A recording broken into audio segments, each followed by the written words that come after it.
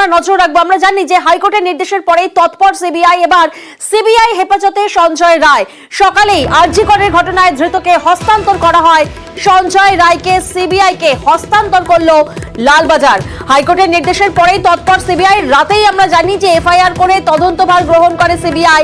টালা থানা থেকে একাধিক নথি সংগ্রহ করে দিল্লি থেকে রাজ্যে সিবিআই ফরেন্সিক টিম আজকে আসবে। তবে আজ সকালেই আরজি করের ঘটনায় ধৃতকে হস্তান্তর করা হয়েছে দিল্লি থেকে রাজ্যে। ইতিমধ্যেই সিবিআই ফরেন্সিক টিম এসে পৌঁছেছে।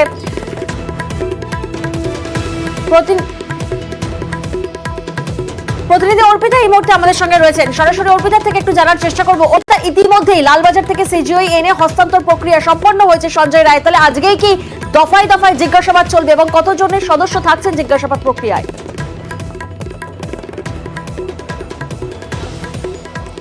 দেখো, যেটা সিবিআই সূত্র থেকে খবর যে 10:30 নাগাদ আমরা দেখলাম যে কলকাতা পুলিশের তরফ থেকে তারা প্রিজন ভ্যান করে নিয়ে আসে এই সঞ্জয় রায়কে আরজিকর কাণ্ডে ধর্ষণ এবং খুনের ঘটনায় যে অভিযুক্ত, এবং সঞ্জয় রায়কে সোজাসুজি কিন্তু স্পেশাল ক্রাইম ব্রাঞ্চে যেখানে লক আপ সেখানে তাকে রাখা হয়েছে।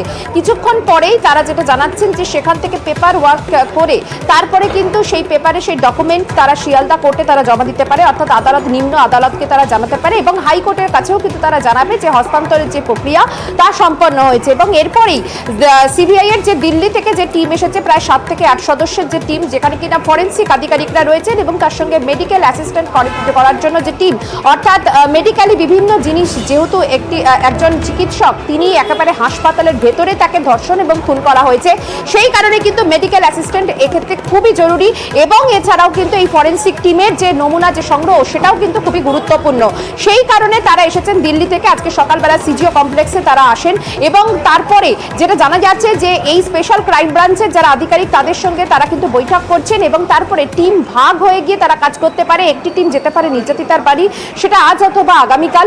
আর দ্বিতীয়ত আরেকটি বিষয় যে আরজিকর, অর্থাৎ যেখানে কিনা হাসপাতাল, সেই হাসপাতালের যে প্লেস অফ অকারেন্স বা যে পিও, সেখানেও কিন্তু তারা যাবেন। তার কারণ সেখানে গিয়ে তারা নমুনা সংগ্রহ করবেন যেখানে এই ঘটনা ঘটেছে, সেখানে যে সমস্ত এভিডেন্স রয়েছে বা যে অভিযোগ তোলা হচ্ছে যে প্রমাণ লোপাটের, সেই দিকটাও কিন্তু তারা খতিয়ে দেখে তারা সেখানে ভিডিওগ্রাফি করবেন, ফটোগ্রাফি করবেন এবং তারা নমুনা সংগ্রহ করবেন।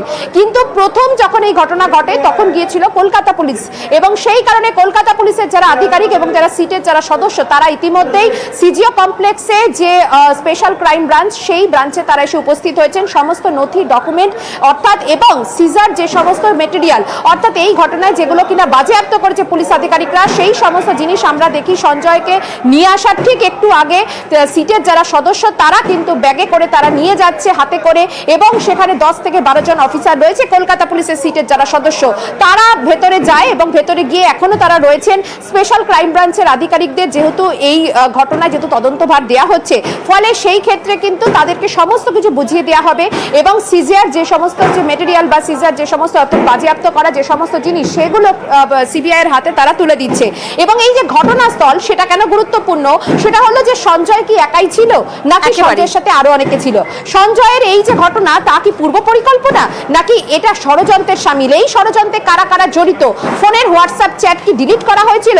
ফোনের অডিও কল যেটা ভাইরাল হয়েছে, তাদেরকে ডেকেও কিন্তু জিজ্ঞাসা করবে সিবিআই তদন্তকারী আধিকারিকরা। তবে তার আগে গুরুত্বপূর্ণ হলো পিও, অর্থাৎ প্লেস অফ অকারেন্স, সেখানে forensic team, special crime branch এবং তার সাথে মেডিকেল অ্যাসিস্ট্যান্ট করার জন্য যে মেডিকেল যে টিম, তারা কিন্তু ভিজিট করবেন এবং এই নির্যাতিতার যে বাড়ি, তাদের বাড়িতে গিয়ে তার যে পরিবারের যারা সদস্য তাদের বয়ানও কিন্তু রেকর্ড করবে। কারণ তাদের ক্ষেত্রে উল্লেখযোগ্য হলো যে হাসপাতাল থেকে বলা হয়েছিল তাদের মেয়ে আত্মহত্যা করেছেন, ফলে কে বা কারা তাকে ফোন করে তাদেরকে জানালো, ফলে সেই বিষয়টাও কিন্তু তারা বয়ান রেকর্ড করবে। অর্থাৎ কোথাও গিয়ে কি ধামাচাপা দেওয়ার চেষ্টা করেছিল হাসপাতাল কর্তৃপক্ষ, যে প্রশ্ন তুলে যে ছাত্ররা, সেই কারণে কিন্তু পিও ভিজিট করা বা প্লেস অফ অকারেন্স ভিজিট করা, নিগৃহীতার পরিবারের সঙ্গে কথা বলা বা ঘটনার পরে কে বা কারা এসে দেখলেন তাদের বয়ান নেওয়া, এটা সিবিআই এর কাছে অত্যন্ত গুরুত্বপূর্ণ।